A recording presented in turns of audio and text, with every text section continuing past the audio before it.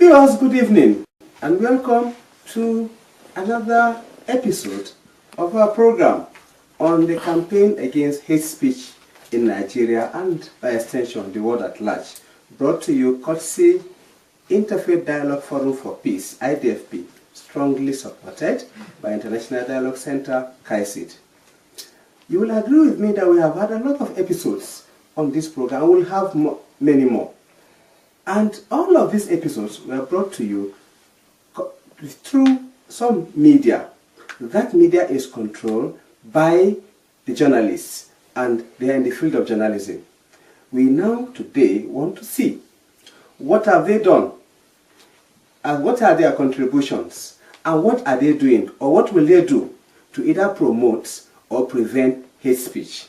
I want to, on this note, introduce you to today's topic, and that is hate speech and the role of journalists or journalism in totality as a profession.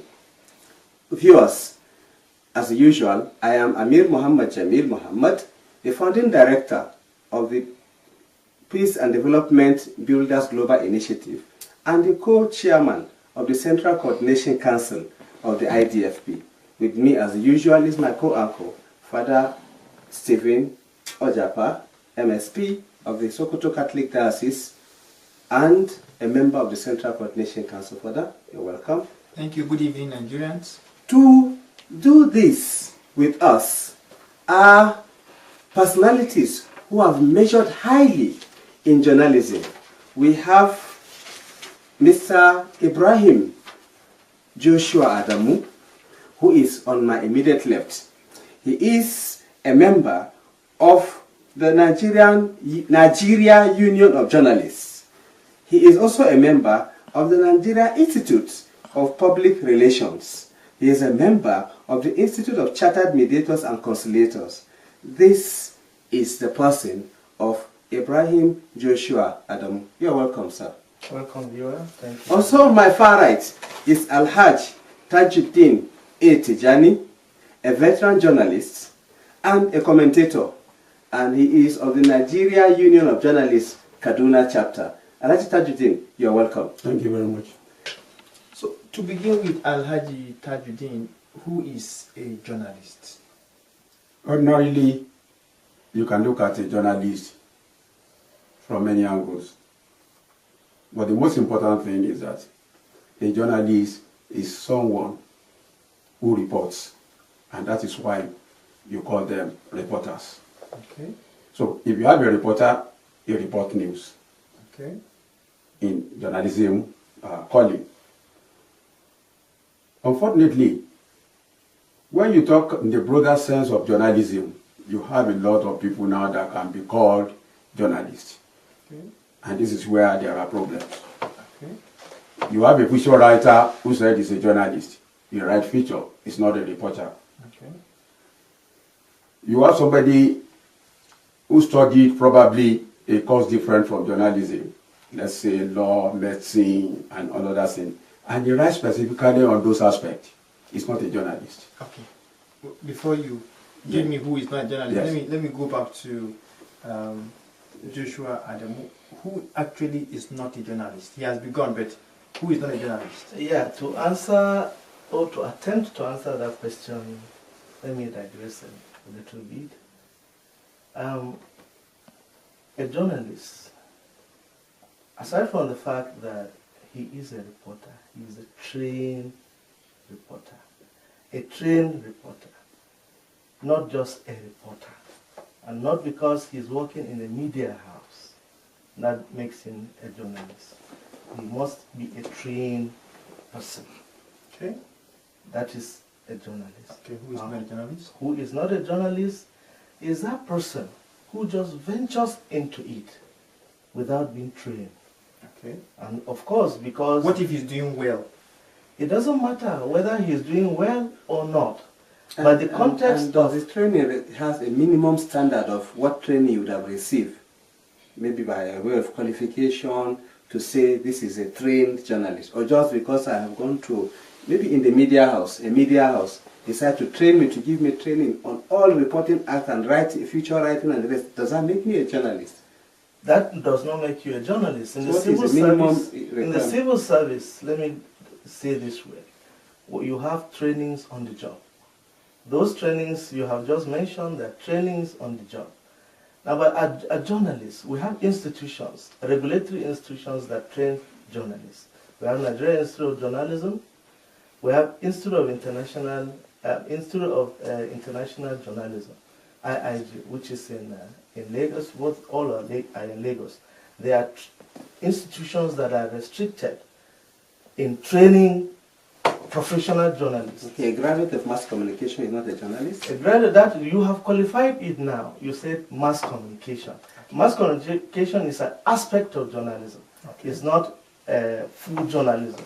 So, professional or trained reporters that we have in our newspapers, in our televisions, are what you describe both as journalists, right? That's true. And anybody who does that but is not trained is not a journalist. He's not a journalist. Okay, but he does that very well also. He ventures into it because, of course, that is maybe something that he found handy. Okay, but he's still not a journalist. He's not a journalist. Okay, now we are.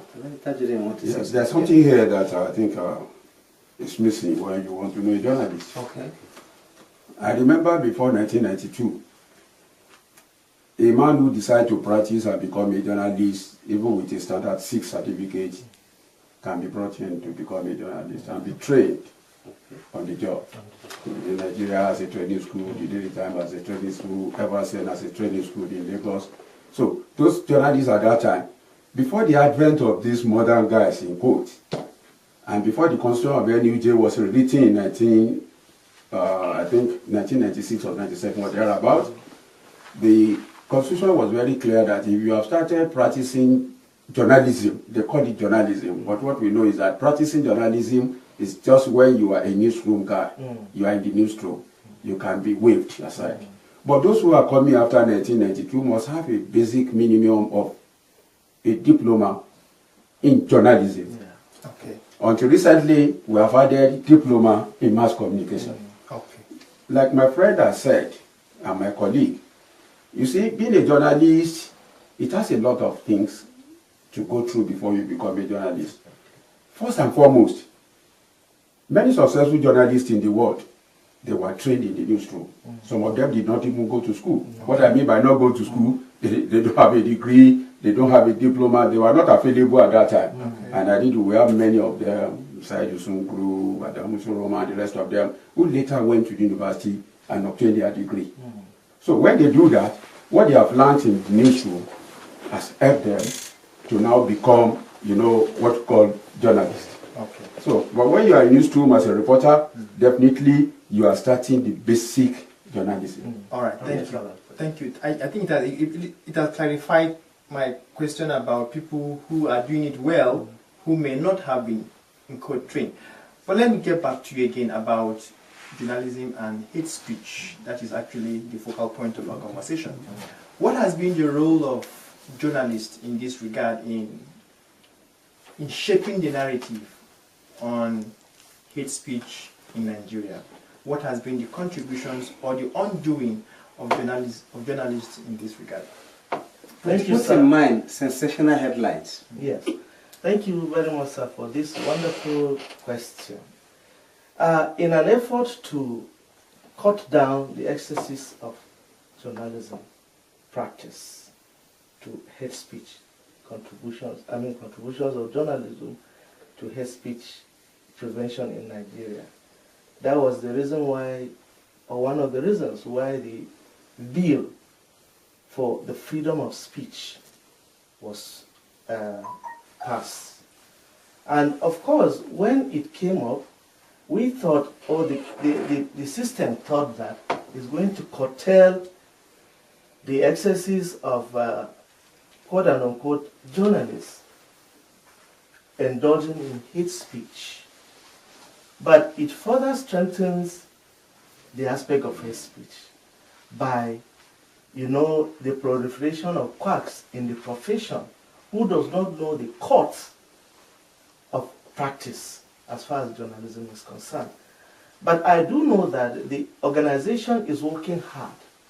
Recently there was a committee that was set from the NUG to work on state chapters on checking the quacks that are practicing journalism in the state chapters, so that they will be fished out. When you say the quacks, what do you mean? Well, in the context of journalism, what we call quacks are those people that just ventured into the work without being trained on the job, without having the requisite certificate to practice, and without, doing what is needed. Just like we said earlier, you find an engineer who is maybe writing on engineering in a paper. Tomorrow he will venture into writing other things that does not even concern him. So these are some of the people we call quack as far as journalism is concerned. Okay. Now, one of it is the bill. Okay. The second aspect of it is, censoring. We are also working on a censor board in the NUG as it is. We were talking with the Secretary General, National Secretary Shaibu Usman Lere, Liman, of putting in a committee that will be like a censoring board for the journalism profession. For every newspaper that produces, you're talking about censors different from editors. Like the censor board is we call it a board that will work alongside the media houses. Are they different from the editors of a particular newspaper? The editors are restricted to their media organizations. Okay. But this censor board will be a central body that will mediate. I'll come back to you. Thank you very much. Alhaji Jani, what has been the contribution of journalists in countering or furthering hate speeches in Nigeria? Unfortunately for us, in the profession of journalism, like you rightly pointed out, you have the bad, the good, and the ugly. And you see, it will take a long time before even the censor board or whatever that the council is trying to do, or the national secretariat will happen to work. And why are we indulged, or some journalists are indulged in this kind of practice we are talking about? Certain stories are coming intentionally as being false. And because some of these boys are not trained to decode and encode, they just rush into printing such stories. And I know when we were being trained as reporters in those days, we have people that we call gate men. If I'm in Kaduna, for instance, as I am, and I send a story to my headquarters in Lagos or Ibadan or wherever, it is the responsibility of that, my boss, my editor, to know which one is an eighth story or a fourth story. And that is why we have it in the ethics of journalism that if you call me a thief, I should be given the opportunity to say something whether I'm a thief or not.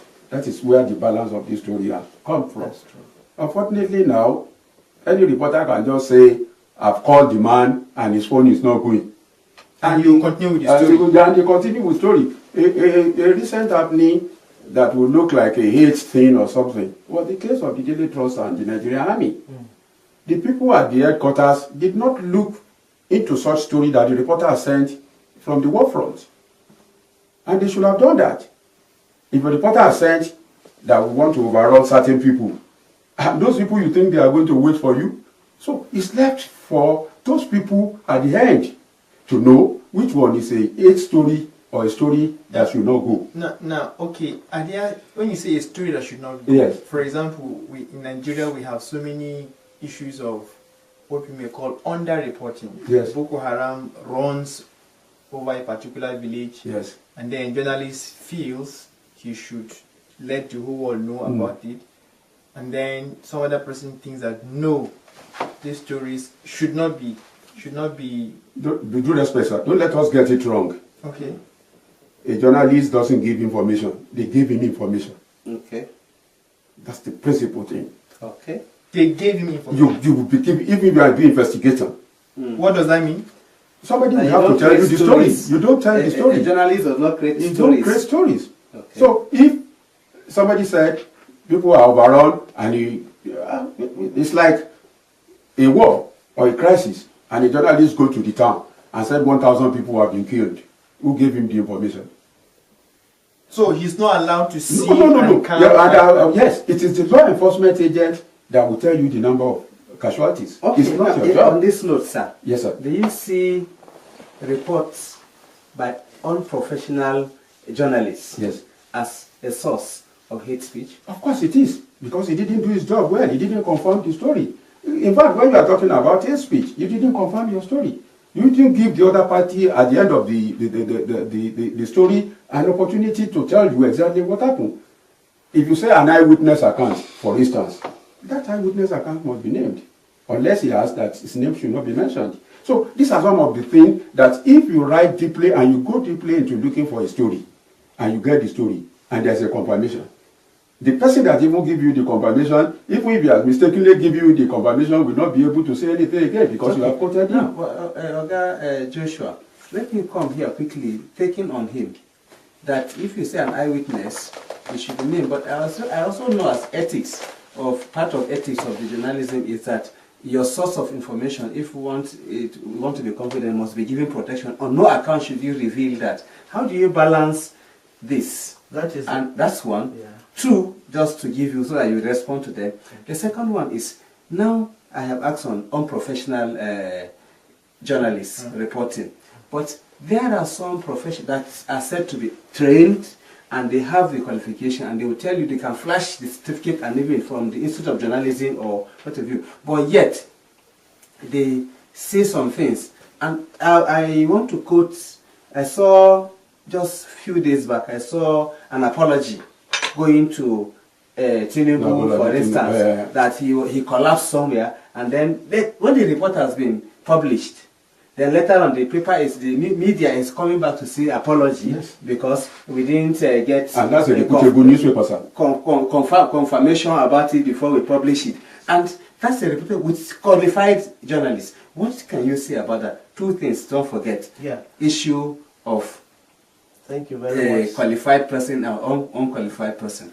Thank and you very much, sir. Concealment of source of the first information. Issue you raised, very valid from my senior colleague here. That is why some report you see anonymous. Anonymous is because you conceal. The person doesn't want his name to be brought out. Yeah, but we have seen cases where government institution will say we want to, that person must be brought. How do you marry this? Yeah, that person must be brought. You are subjecting it now to a legal procedure.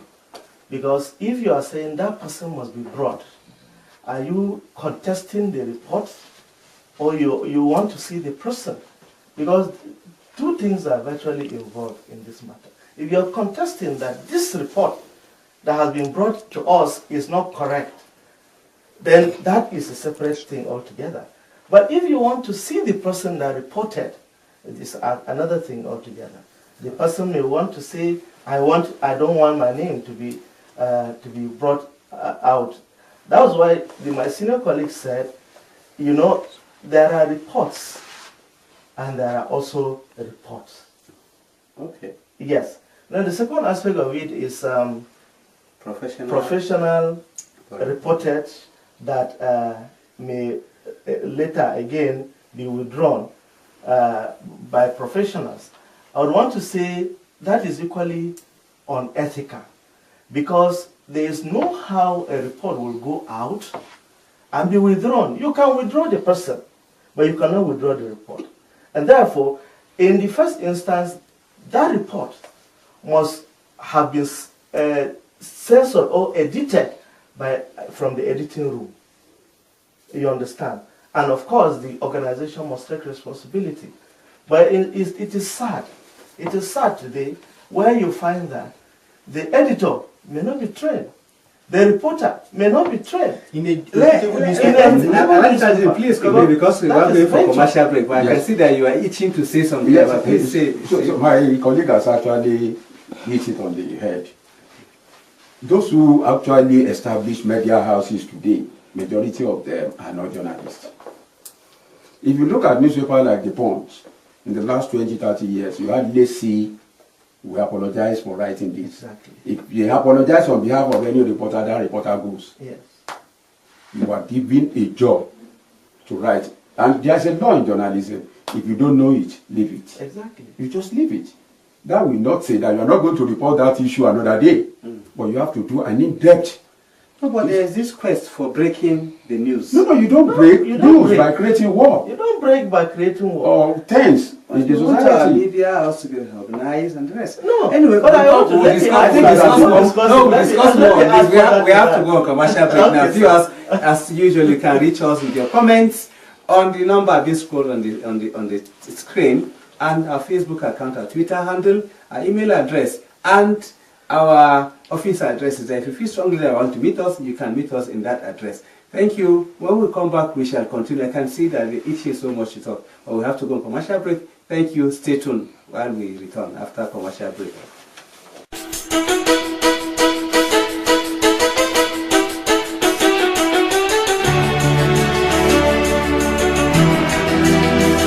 Hate speech is a speech that attacks, threatens, or insults a person or group on the basis of national origin, ethnicity, color, religion, gender identity, sexual orientation, or disability.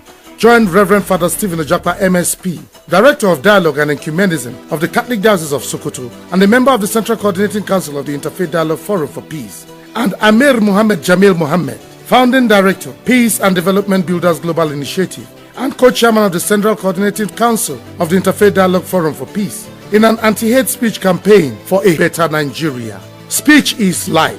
Hate can kill. Let's build our community free of hate, and we shall have a hate-free nation. This message is brought to you by Interfaith Dialogue Forum for Peace, IDFP, and supported by the International Dialogue Center, KAICID.